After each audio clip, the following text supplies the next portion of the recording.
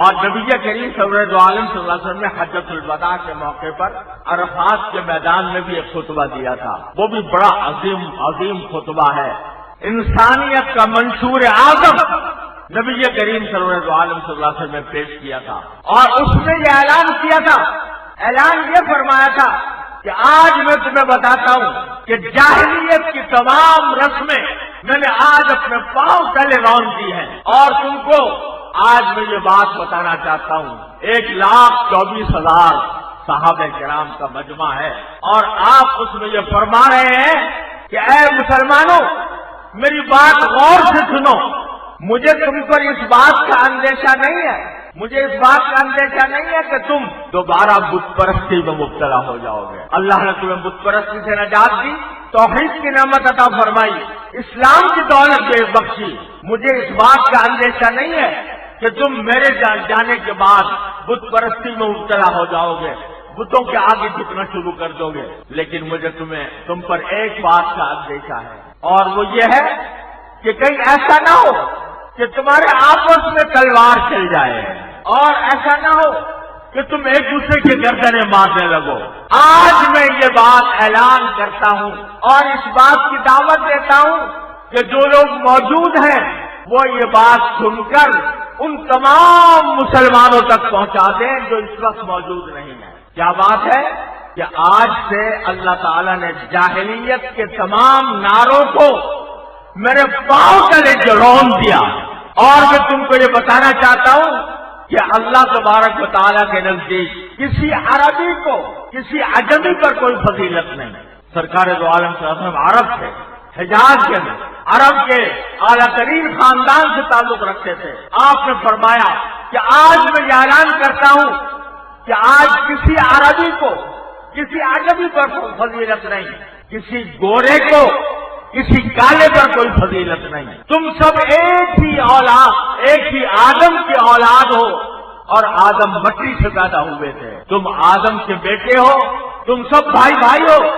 ہاں اگر فضیلت ہے کسی کو تو الا بالتقوی، تقوی کی وجہ سے۔ تم میں سے جو شخص زیادہ تقوی رکھنے والا ہوگا، اللہ سے زیادہ ڈرنے والا ہوگا، اللہ کے حکموں پر زیادہ چلنے والا ہوگا، وہ تم میں فضیلت رکھتا ہے۔ لیکن کوئی عربی کسی عجمی پر فوقیت نہیں رکھتا، کوئی رنگ و نسل والا دوسرے رنگ و نسل کے اوپر فوقیت نہیں رکھتا۔ اور یہ فرما کر آپ نے آسمان کی طرف نگاہ مبارک اٹھائی اور فرمایا اللہم حل بلغت، اے اللہ کیا میں نے پیغام پہنچا دیا؟ میرا فرض یہ تھا کہ میں ان لوگوں کو آگاہ کر دوں، تو اے اللہ کیا میں نے پیغام پہنچا دیا؟ اللہم حل بلغت، اے اللہ کیا میں نے پیغام پہنچا دیا؟ اللہم حل بلغت، 3 مرتبہ آپ نے یہ بات ارشاد فرمائی۔ حجۃ الوداع میں یہ بات فرما چکے تھے، عرفات کے دن فرما چکے تھے، اس سے اگلے دن 10 ذو الحجہ مینا تشریف لائے، اور وہ عید کا دن تھا۔ عید کے دن یعنی یوم النحر میں حج کے ارکان میں خطبہ نہیں ہوتا، عرفات کے دن ہوتا ہے، لیکن حج میں عید کے دن کوئی خطبہ، عید کے دن عید کا خطبہ تو ہوتا ہے لیکن کوئی الگ سے خطبہ حج کا نہیں ہوتا۔ لیکن سرکار دو عالم صلی اللہ علیہ وسلم کو جو دن رات فکر سوار تھی، اپنی امت کی جو فکر تھی، اس کی وجہ سے آپ نے عید کے دن دوبارہ لوگوں کو جمع کیا، اور دوبارہ جمع کر کے لوگوں سے پوچھا کہ ذرا مجھے بتاؤ آج کون سا دن ہے؟ صحابہ کرام نے فرمایا اللہ و رسول عالم، آپ نے فرمایا کیا آج عید کا دن نہیں ہے، یوم النحر نہیں ہے؟ فرمایا ہاں یوم النحر۔ اچھا یہ جگہ کون سی ہے، یہ شہر کون سا ہے؟ لوگوں نے بتایا کہ یہ حدود حرم کا علاقہ ہے، مینا حدود حرم میں۔ کہا کہ یہ مہینہ کون سا ہے؟ لوگوں نے کہا ذو الحجہ کا مہینہ۔ آپ نے فرمایا ذو الحجہ کا مہینہ اشہور حرم میں داخل ہے، حرمت والے مہینوں میں داخل ہے، تو آج یہ دن بھی حرمت والا، یہ جگہ بھی حرمت والی، یہ مہینہ بھی حرمت والا۔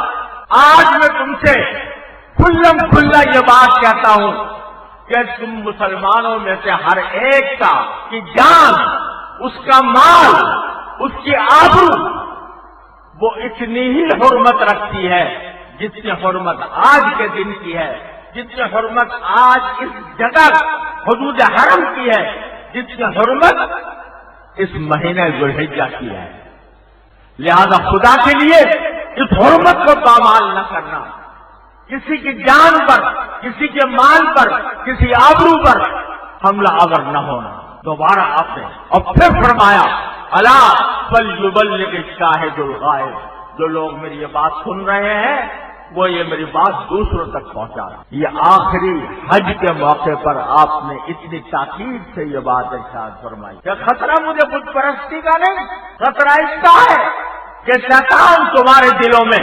یہ رنگ و نسل کے فتنے پیدا کرے گا، بھائی کو بھائی سے لڑائے گا اور کہے گا کہ تم فلاں قوم سے تعلق رکھتے ہو، تم فلاں قوم سے تعلق رکھتے ہو، اور ان کے درمیان آپس میں جنگ و جدال پیدا کرے گا۔ شیطان فرمایا کہ جزیرہ عرب میں شیطان اپنی عبادت سے مایوس ہو چکا، اب شیطان کی عبادت یہاں پر نہیں کی جائے گی، لیکن شیطان ایسے فتنے ڈالے گا کہ تمہارے اندر یہ فتنے پیدا کرے گا، تم اردو بولنے والے ہو، تم پشتو بولنے والے ہو، تم سندھی بولنے والے ہو، تم بلوچی بولنے والے ہو، لہذا ان کے درمیان آپس میں رنجشیں پیدا کر کے ان کے درمیان آپس میں لڑائی پیدا کرے گا۔